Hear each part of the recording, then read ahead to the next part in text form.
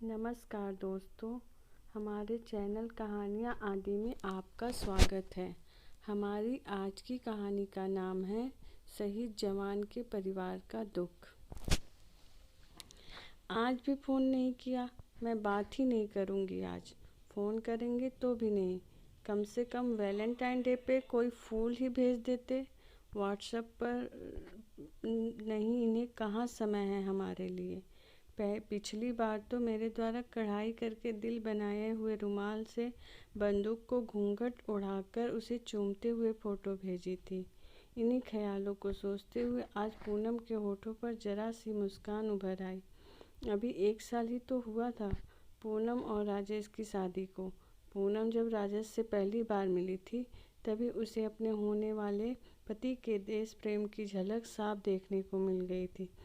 पहली मुलाकात में ही राजेश ने पूनम को कह दिया था कि इस दुनिया में वो सबसे ज़्यादा प्रेम अपनी भारत माता से करता है।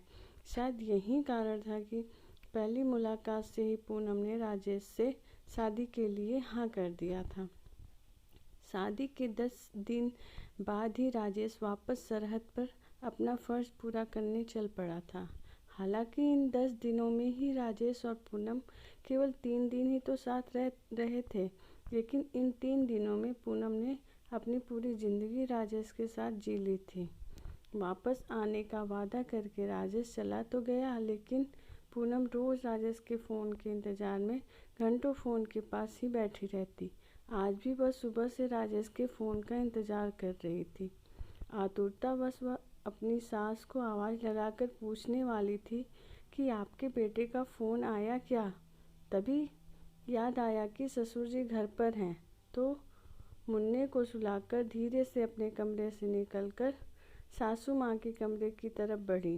तभी ससुर जी के कमरे में चल रही टीवी में एक सहमी सी पत्रकार कहती हुई सुनाई पड़ी, इस वक्त एक बड़ी खबर आ रही है। पुलवामा में आतंकी हमले में कई सैनिकों के शहीद होने की बुरी खबर इस वक्त हम आपको सुना रहे हैं।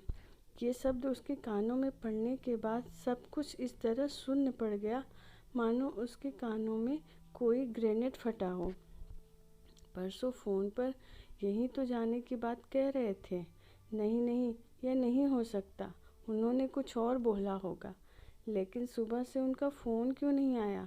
यही सोचती हुई वह बाहर ही दीवार पकड़कर बैठ गई।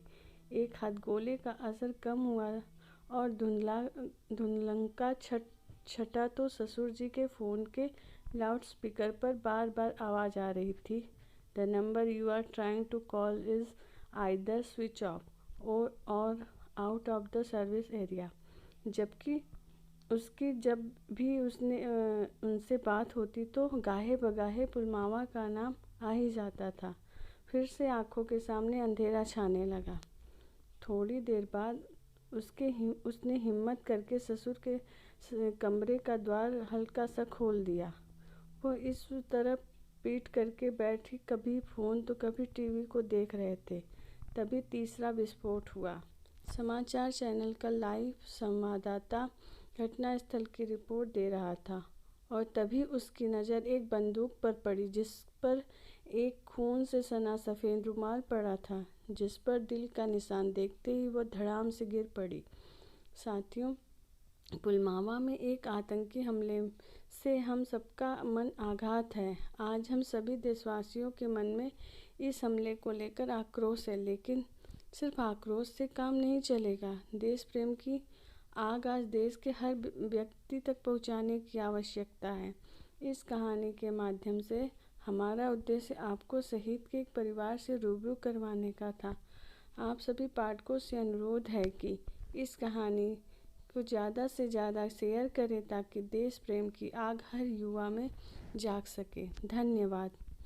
अगर आज की कहानी हमारी अच्छी लगी हो तो वीडियो को लाइक करें, शेयर करें और चैनल को सब्सक्राइब करें।